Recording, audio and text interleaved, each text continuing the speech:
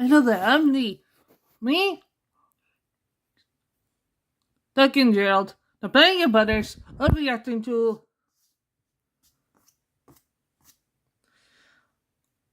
today's soda reshuffled.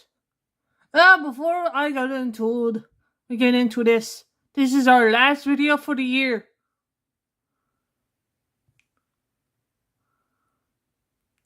Unfortunately, because after that goes into the works, I go in after him.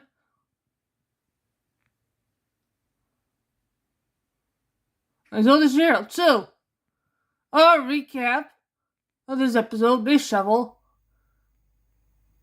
it's not gonna happen for the one Lyle. Unfortunately, do not fear. Even though it's gonna be on hold, we're still gonna try to begin the beginning of season 3.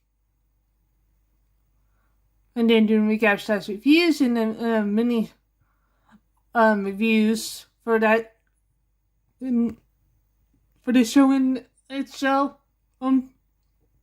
show and the other episodes after this episode. Reshuffle. Yo. The others will get reviewed, recapped the ones before and ones after this one.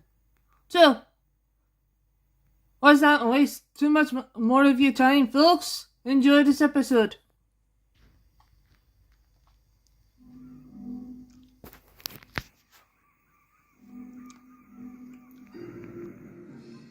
The train, for its type, is the most powerful vehicle on land. And the engines of Sodor are the power behind the docks, industries and branch lines that make up the world-renowned Northwestern Railway. These are the stories of Sodor.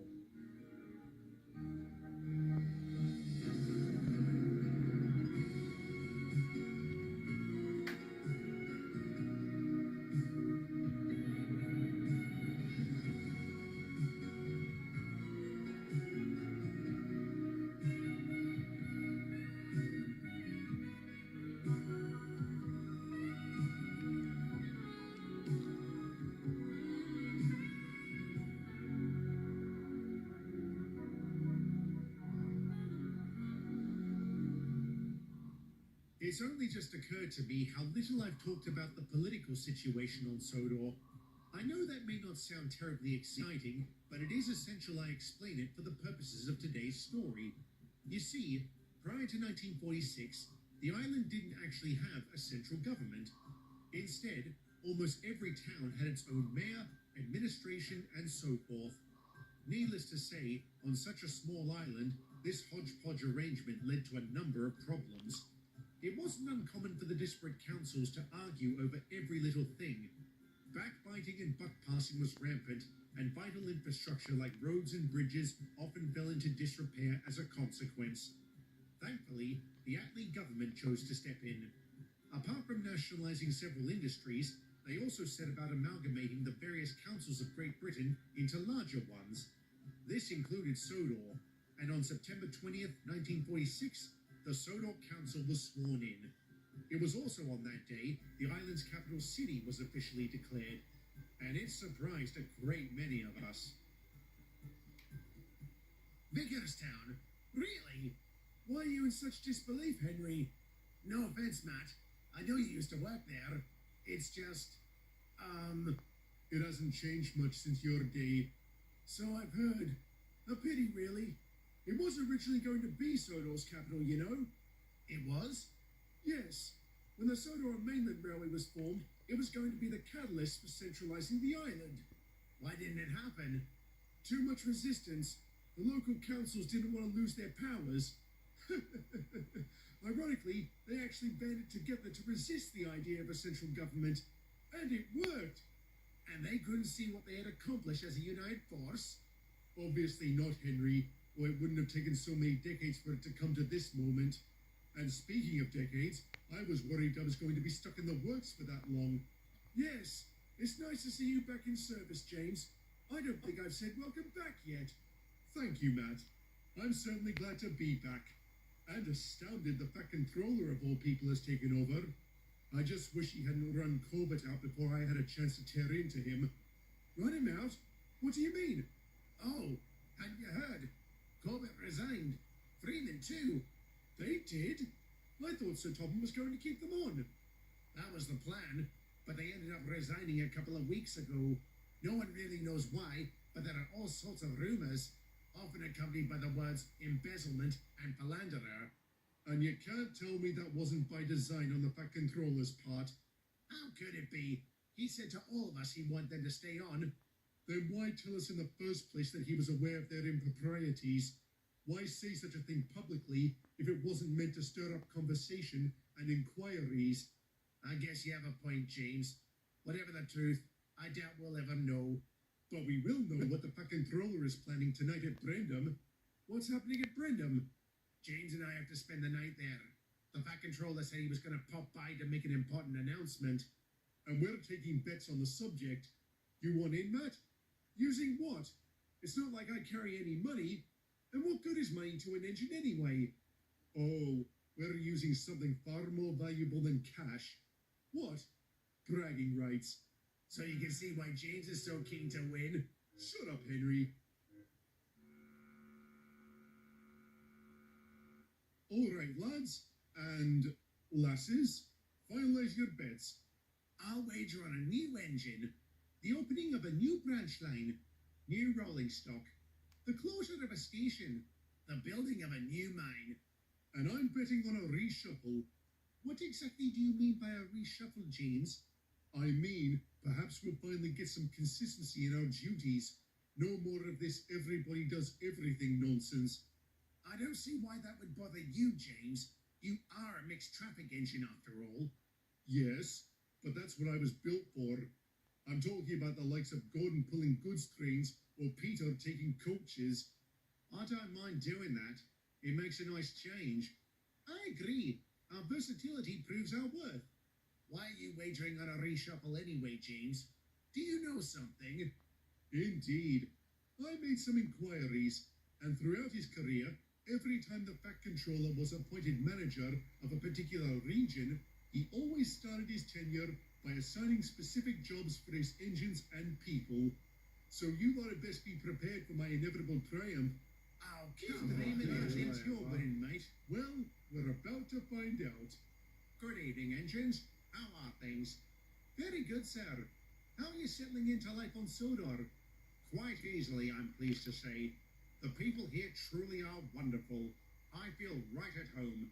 And you lot have certainly made the transition easier. So thank you for that. No problem, sir. Now, would you mind telling us why you've gathered us here? Of course not, James. I'll get right to it. It concerns the formation of the Sodor Council. It concerns what, sir? The Sodor Council, James. Vickerstown might seem like an odd choice for the island's capital, but it does make a lot of sense if you consider the fact it is the first location people pass through when they come to Sodor by rail. And history has shown those towns and cities centered around heavy rail traffic tend to flourish. But, sir, that's been the case with Vickerstown for years. And no disrespect to its residents, but it's little more than a village, which is why a massive redevelopment of Vickerstown has been proposed. New housing, schools, roadways, hospitals, council buildings, everything. This also includes its station and yard, which will be completely overhauled, and we will be assisting in this massive endeavor. So it's a construction project, sir. Indeed it is, Samantha. One that will generate a huge number of jobs and contracts. When does it start, sir? This Friday. Each of you will be given your assignments to further the project, which will operate on a rotating basis. The redevelopment is expected to be completed by April 1st of next year. And no, that's not a joke. Are there any questions? No? Then I will ask one. Who won the bet? I think Toby did. He bet on a construction project of some kind. I'm not counting that. Oh, come on, pull the other one. Aye, you lost the bet, James. Take it like a man. Oh, son of a...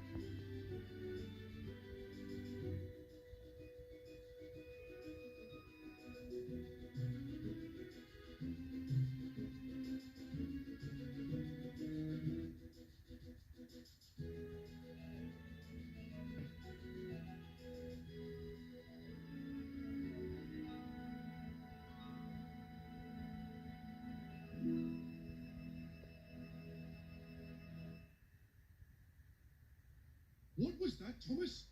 The station at Bickerstown burnt down. But how? I don't know. But there's nothing left but ashes. Goodness, that's awful. I don't know what to say. How about April Fools? Why would I... Wait, what? See you later, Gordon. Why, that little rapscallion. When I get my hands on him... You don't have hands, Gordon. It's a figure of speech, you half-wit. Half-wit, eh? At least I was smart enough to know Thomas was joking. So you do know at least one thing, Eric. Amazing. Oh, lay off him, Gordon, you galloping sausage. Phew, marvellous. It must be insulting Gordon Day again. All right, engines. That's enough. Oh, Sir Topham, we weren't expecting you this evening. Well, I had a couple of announcements to make. First, I want to congratulate you all on your fantastic performance these past few months. The Sodor Council was amazed by your efforts and will be formally acknowledging them tomorrow during the ribbon-cutting ceremony at the Town Hall. And the second point? You're not going to like it much, James. Why not, sir? Because you would have been right in that wager you made. You were just wrong in the timing. You mean... Yes, indeed. A reshuffle is about to happen. What sort of reshuffle, sir? The kind intended to streamline operations here on Sodor. One of the many things I admire about non-faceless engines is your versatility. Even when built to carry out specific jobs, you are always willing and able to do more. We're only doing our jobs, sir. Except, you haven't really been, Henry. I have reviewed your records extensively, and it seems to me that your willingness to take on jobs outside your purview has led to an overall drop in efficiency. Please don't misunderstand. I am not blaming you for this. As you said, Henry, you were just doing your jobs. I'm a bit confused, sir. What exactly are you getting at? To get to the point, I have decided to assign certain engines, certain jobs to certain regions of the island. That way, each part of Sodor will be serviced effectively. I will begin with the mainline fleet. Gordon and Reginald, you will handle passenger trains. Henry and Peter, goods work. And mixed traffic duties for Donald and James. Is there to be a shunter for Knapford, sir? There is, Gordon. I have decided to appoint Samantha. A most excellent choice, sir. I knew you'd say that, Reggie. What about the rest of the lads, sir? Where will they be working? To the newly constituted mainline fleet of Sodor, the Fat Controller outlined the rest of the appointments. Thomas, Percy, and Toby were assigned to the Farquhar branch. Eric and I were transferred to the Brendan branch to work alongside Douglas, Diesel, and Adam, with Peckett becoming the shunter for Vickerstown. All of us quickly settled into our new roles. Indeed, it was nice to have some consistency in our work. However, that wasn't to say there weren't problems.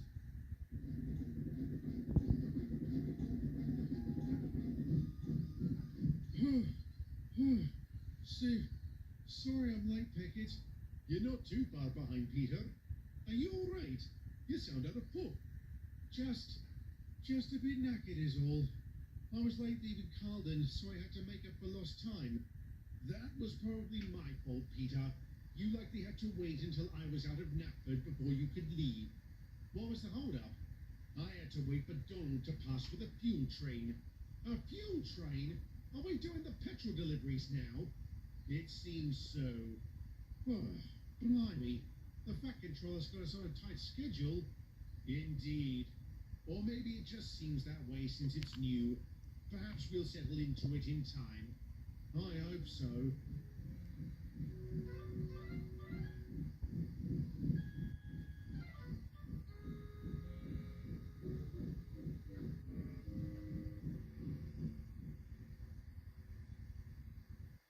Well, Thomas? What? You're 5 minutes late. Because of that, you've thrown out the timetable. Now I'm going to be late at every station between here and Groban's Gate. Oh, sorry, James. What's the matter with you? Why do you care?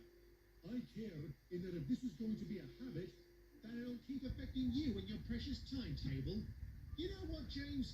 You're a real prat.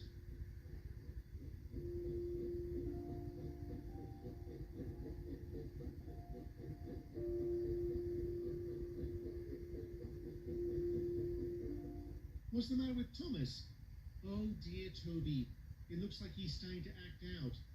Aye, not a good sign. Act out about what? He hasn't seen Kate in a while. Why not? Oh, wait. He used to take the petrol to the mine. That he did. But since you lot on the main line have taken on the job, how long has it been since they've seen each other? Over a month. And he's worried they're starting to drift apart. I wish there was something we could do. Maybe we can. I think I'll have a chat to the Fat Controller about it. Please do, Toby. I'd welcome a lightening of the load. Are you having problems with the deliveries, Donald? Not the deliveries themselves. I mean the actual job. It's one too many. And those of us on the main line are hard-pressed as it is. I see. Well, if we both have a word with Sir Topham, we might get better results.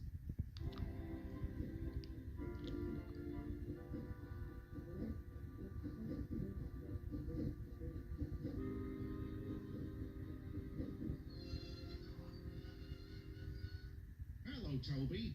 Hello, Sir Topham. What brings you out this way? Just checking to see how the reshuffle is working. Or, if it isn't. Have there been problems, sir? I am slightly concerned for the mainline crew. I think I may have erred in assigning them the jobs they have. It's funny you should say such a thing, sir. I wanted to speak to you about that. The mainline's workload? Partly, sir. But first, I need to broach another topic with you. It's about Thomas. Yes, I heard about the little spat he and James had earlier. You did, sir? Some of the passengers complained. I'll be speaking to him about why he acted the way he did. I can save you a bit of time there, Sir Topham. You can? How? Morning, Sir Topham. Good morning, Thomas. How are you? A bit nervous and confused, sir. The station master said you wanted to speak to me? Yes. I wanted to tell you I heard about your argument with James yesterday. I came to find out the reason behind it, but I've since been made aware of what it is. Oh, Thomas, I understand the feeling. Being separated from someone you love is not an easy thing to live with. But it's important we not take our frustrations out on others. It's hardly fair to them, is it? No, sir, it isn't. I'm sorry. It won't happen again. I swear. Very good. Now, having said that, I've been giving some thought about the current workload assigned to the main line. I think it's becoming too much. And it just so happens they also agree. Donald had a word with me last night and suggested that I should transfer the fuel delivery runs to your group on the Farquhar branch. I've decided to act on this recommendation. You have, sir? Now don't go getting overly excited, Thomas. I'm not doing this solely for your benefit. The point was made that you, Percy and Toby have a lot of experience in delivering the petrol, which is why I am willing to give your crew this remit. However, if I find this begins to adversely affect your ability to carry out your assigned duties, I will be forced to make other arrangements. I understand, sir. Don't worry, we won't let you down. Good to hear. There's a fuel train that needs to be taken to the mines today. That is your first job. See to it at once. Yes, sir. Thank you, sir. I can only imagine how quickly Thomas must have moved to pick up those tankers. He collected his train on time and made good progress down the main line. However, this delivery wouldn't go exactly to plan. Arriving at Knapford Station, he was forced to stop as a faulty set of points was blocking his way. As he waited, sizzling and fuming all the while, a very curious thing happened to our number one. But that is a story for another day.